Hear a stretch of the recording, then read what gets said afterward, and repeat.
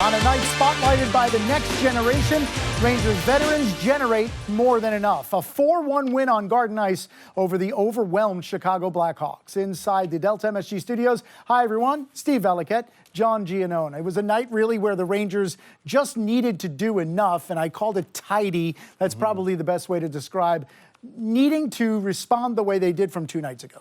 When you're playing against a team like Chicago that is in the basement, and they have 8 regulars out with injury, you're playing against an inferior opponent.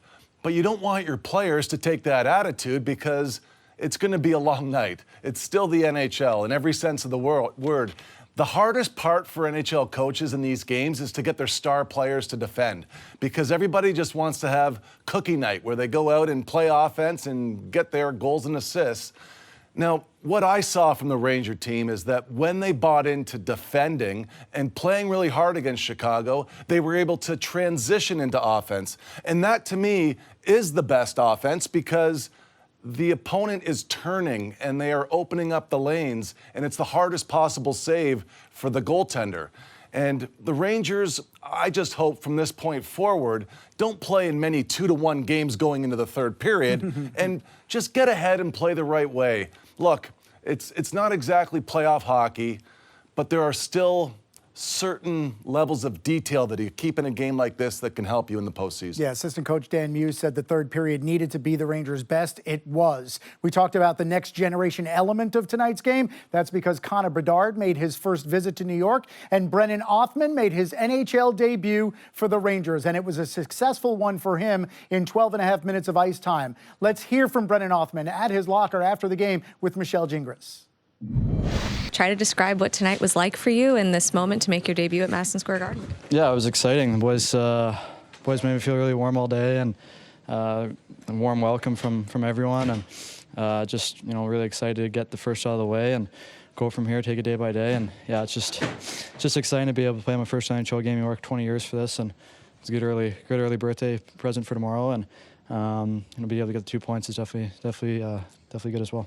What did you want to bring tonight? You had 5 shots on goal. I mean, it's easy to say what you hope to do, but then to be able to execute it in your debut the way that you did tonight. I just wanted to have fun and just play my game. I think my game's physicality and shooting and just kind of bringing a presence on the ice. And I was a little bit nervous my first couple shifts, but Johnny and Bonesy did a great job calming me down, and everyone was great today leading up to the game and even during the game. So I just wanted to have fun, enjoy the moment, and you only get your first game once, so I just wanted to have fun. You mentioned your parents booked a flight this morning so for them to be in attendance tonight. Did you get a chance to look up at them and have any moments that you shared? Yeah, there's too many people in the crowd to look, but I saw them warm up in the corner, and they were here with my grandparents and my sister, so it was a great moment for everyone, and I'm really happy and lucky they were able to come out. How were you able to have fun? Were you able to enjoy yourself? Yeah, it was good. Obviously, there's a couple stressful moments every now and then, and when you have the puck, you want to make the right play. So no, I had a lot of fun tonight. How pleased were you with the offensive chances that you were able to generate throughout the game? Yeah, I think that I think I did a good job creating. I think that obviously you want to create more, and but like I said, our line I thought played well, and we try to stay out of our own end most of the game. So I think that the chances I created were good and they're positive. So it's good confidence builder going forward. How are your legs?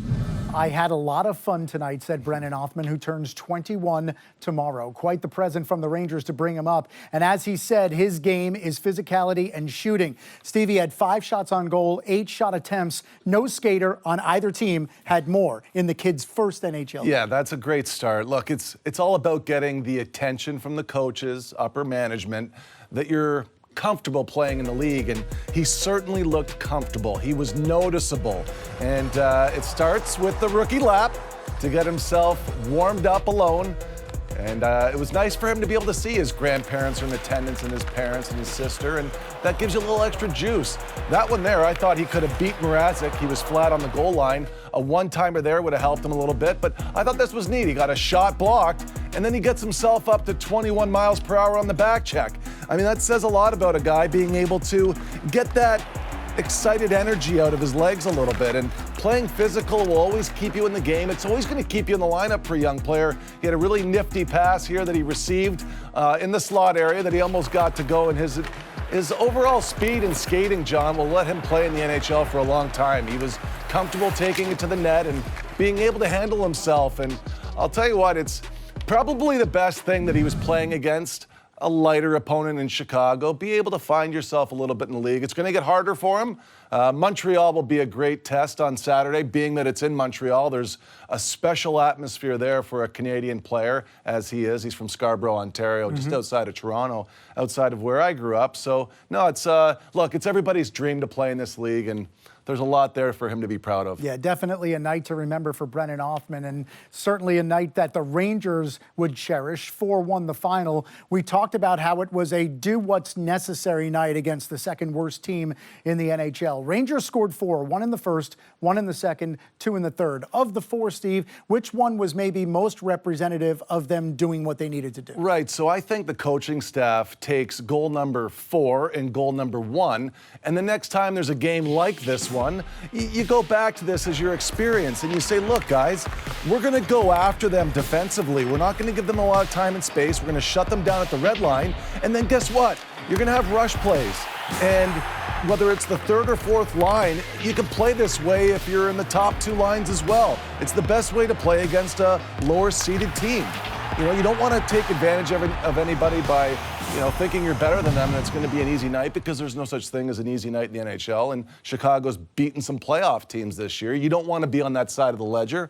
It happens. Yeah, for Vesey, that's his 8th goal of the year. That was the final goal. Let's go all the way back to the first goal the Rangers scored. It was 13 minutes into the game, and we're going to go inside our film room powered by CDW and check out how Artemi Panarin was able to score after a play that began with the generational talent on the Blackhawks on the seat of his pants. Right, and I'm sure the players had this conversation in the locker room, which is, let's take away this guy's time and space. Have a good stick, go at him.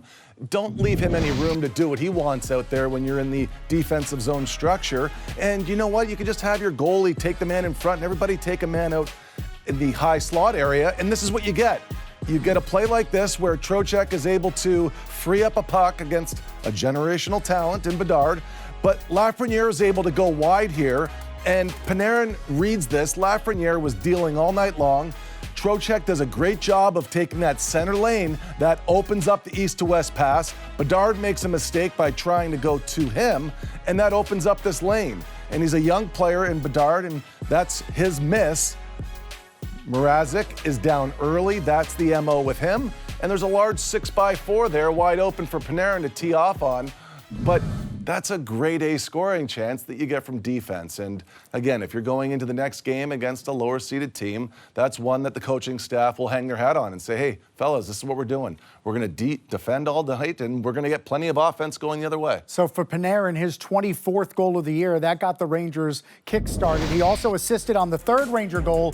It's now a 6-game point streak for Panarin, in which he has 7 goals and 3 assists. 3 of those goals were on the power play. And Panarin continues to rise up the ranks in the NHL. Now 24 goals, 29 assists on the season, and he began the night 4th in the league. He now has 53 points. Incidentally, the Rangers announced he will not be going to the All-Star game because he and his wife are expecting their 2nd child. So he asked the fans today via video not to vote for him, but to vote for his teammates, say Zibanejad or Kreider or maybe even Vincent Trocheck. But it's Panarin who continues to be the catalyst of the best team in the NHL points-wise. Yeah, and look, one thing we talked about is scoring when it matters, and that's his 9th goal coming out of games after a loss for the Rangers that are now 10-1-0 coming into this game. So you have to get excited about that, and you know that's the leadership you're looking for.